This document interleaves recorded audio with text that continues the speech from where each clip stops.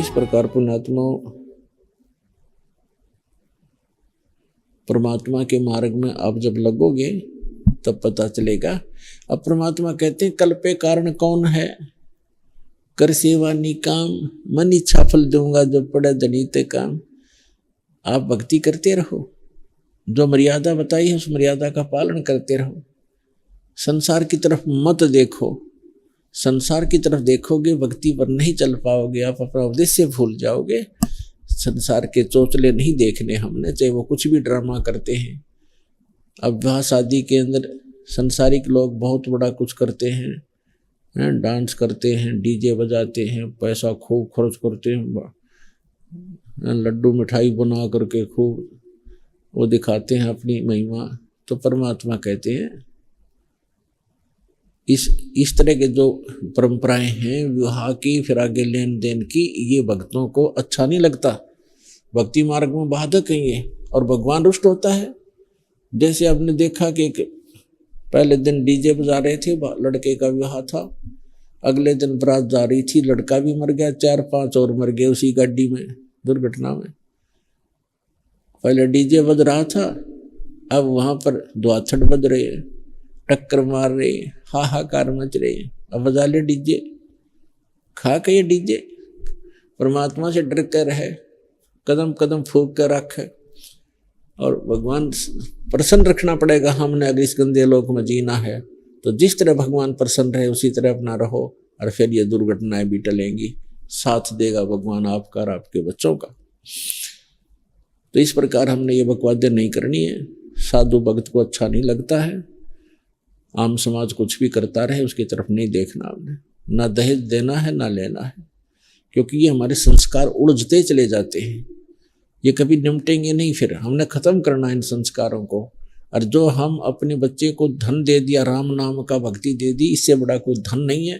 उसका सदा साथ देगा भगवान, जहाँ दुख होगा खड़ा पाओगा परमात्मा, और कोई भी हानि होगी उसको बचाएगा भगवान। तो माता पिता नहीं बचा सकते, कितना धन दे सकते हैं अपने बच्चों को हम, कितने दिन तक उसका पालन कर सकते, नहीं हो सकता।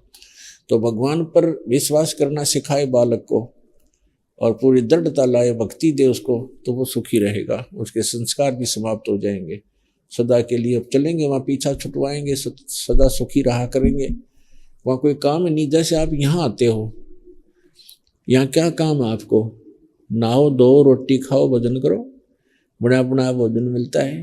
तो ऐसे सतलोक के अंदर है, यहाँ तो गंदा लोक है, यहाँ तो और भी समस्या, शरीर में कोई बीपी आई कदे लो, कोई बुखार हो गया, खांसी होगी, सिर में दर्द हो रहा है, या कोई टेंशन होगी, वहाँ तो ये भी नहीं है। और फिर वहाँ रहा करोगे ना, वृक्षों के नीचे बैठे ठाठ से ग्रुप के ग्रुप बैठ के बतलाया करोगे, भगवान की चर्चा कराया करोगे, वहाँ कोई काम में कोई नहीं। और भोजन की इच्छा हो तो भी जाओ भंडारे में खाओ, बुरे भंडारे भगवान के सामूहिक लगे रहते हैं। वहाँ पर कई स्थान ऐसे हैं जब पिकनिक मनाने जाते हैं, वो भंडारे सामूहिक चलते मिलते हैं, कोई अभाव नहीं किसी प्रकार का। घर पर आओगे, अपने घर हैं तुम्हारे, वहाँ पर छोड़ के आए हुए हो, वहाँ आपके सब पकवानों से भरे हुए भंडारे हैं। तो पुण्यात्माओं, इस गंदे लोग तो निकलन की सोचो तुम, यहाँ तो जाना पड़ेगा, एक दिन छोड़ना भी पड़ेगा। आज चाहे आप कितना ही यहाँ व्यवस्थित बने बैठे हो, या आपकी भूल ही साबित होगी एक दिन। चाहे आपकी कोठी है, कार है, बैंक बैलेंस है, खूब सारी सुविधाएं हैं, लेकिन कल उकचुक हो जाए, कैंसर हो जाए बॉडी में, बता, खाक सुविधाएं, ये जहर दिखाई देगा ये सारा धन। तो बच्चों, यहाँ से निकलने की चेष्टा करो जितना हो सकती है।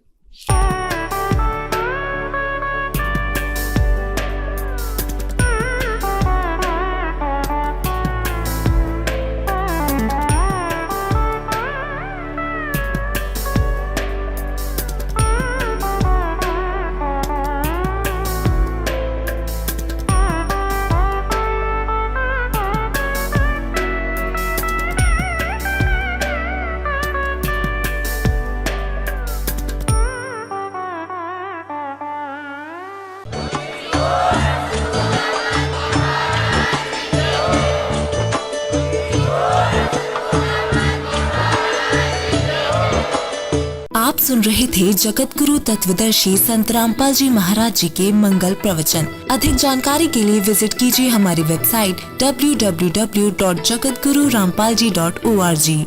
संत रामपाल जी महाराज जी के शुभ आशीर्वाद से पूरे विश्व भर में 500 से भी ज्यादा नाम दीक्षा केंद्र हैं, जिन पर संत रामपाल जी महाराज जी द्वारा ऑनलाइन निशुल्क नाम दीक्षा दी जा रही है। अपने नजदीकी नाम दीक्षा केंद्र का पता करने के लिए संपर्क करें 8222880541।